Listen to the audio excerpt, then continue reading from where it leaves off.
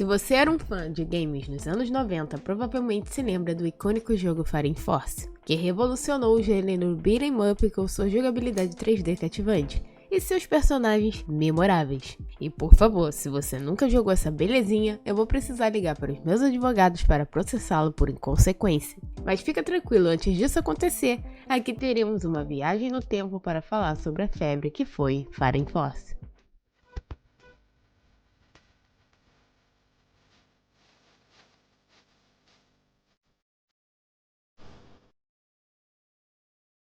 Fire Force, conhecido no Japão como Battle Fist, é um jogo eletrônico em 3D de beat'em up, desenvolvido pela Core Design e publicado pela Eidos Interactive. Foi lançado para PlayStation, Microsoft Windows e Nintendo 64, anunciado logo após a Core se tornar uma desenvolvedora de sucesso, através do sucesso comercial e crítico de Tomb Raider. Fire Force era altamente esperado. Seu desenvolvimento. Originalmente, a Core Design lançou o jogo para a Sega como um possível quarto jogo da série Streets of Rage. A Sega recusou. Segundo a Core, a Sega explicou que tinha seus próprios planos para continuar a série. A Core optou por continuar com o jogo como um título independente e multiplataforma, e começou a trabalhar nele.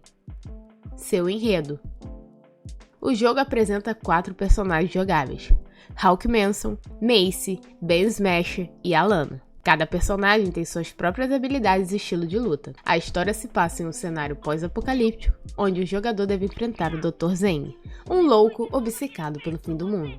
Os 4 personagens têm várias razões para enfrentar o Dr. Dex Zeng, um mentor criminoso com um exército sob seu comando, que previu que o mundo terminaria em 2000. Após a véspera do Ano Novo de 1999, o Dr. Zeng acreditava que havia um erro, impedindo o apocalipse. Então decide corrigi-lo, destruindo o próprio mundo. A ação começa com um cordão policial em torno dos arranha-céus do escritório de Zeng, movendo-se para locais como shopping, metrô e a base da guarda costeira, antes de finalmente terminar no topo da sede da ilha de Zeng. Comparativos. Comparando Fire Force com um clássico como Final Fight, notamos semelhanças claras. Ambos os jogos seguem uma fórmula semelhante, onde os jogadores avançam através de uma série de níveis linearmente, combatendo hordas de inimigo usando uma variedade de movimentos e armas. No entanto, Fire Force trouxe algumas inovações para a mesa, aproveitando o poder do PlayStation para adicionar uma dimensão extra à jogabilidade. Enquanto Final Fight se limita a uma perspectiva 2D, Fire Force abraçou a era 3D do PlayStation, oferecendo uma câmera dinâmica que seguia os personagens ao redor do ambiente. Isso deu aos jogadores mais liberdade para explorar e interagir com o ambiente ao redor deles. Conclusão.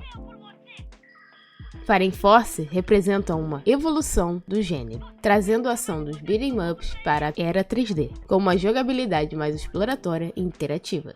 E apesar de todos os personagens terem graficamente seus corpos quadradões, para a época foi impressionante todo o impacto que o game causou e todo o divertimento que ele trazia e consegue trazer até hoje, eu te garanto. Críticas.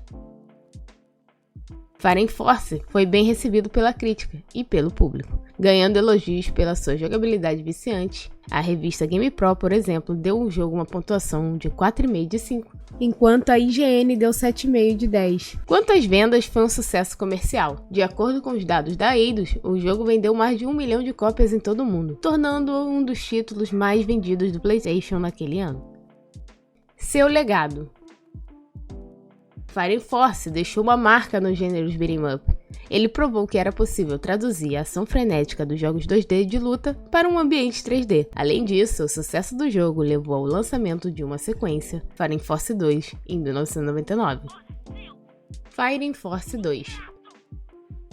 Ao contrário do seu antecessor, o jogo não foi lançado para o Windows ou Nintendo 64, embora sua versão para Dreamcast tenha sido lançada e, claro, também para PlayStation. Fire Force 2 não teve o sucesso que todos esperávamos diante do memorável Fire Force 1. Foi pior que imaginávamos. Ele teve críticas consideráveis, o game era sólido, mas parecia que faltava inspiração. O jogo foi prejudicado por controles fracos e não tinha a ação rápida de outros jogos do mesmo gênero. Provavelmente era um game que você iria enjoar antes mesmo de terminar. Infelizmente, ele não atraiu muitos admiradores como o primeiro. Seu enredo trazia uma proposta diferente. Ambientado em um futuro não muito distante, a clonagem humana se tornou uma realidade, mas foi proibida por um tratado internacional. A Knight Might Corporation é uma suspeita de pesquisa sobre clonagem, e o mercenário Hawk Manson é enviado em uma missão secreta para investigar. O combate era corpo a corpo e com armas como o jogo original, mas não inclui suporte multijogador. Embora inclua mais armas e níveis maiores do que seu antecessor, a sequência inclui apenas um personagem jogável, desta vez o Hawk Manson. Seu legado.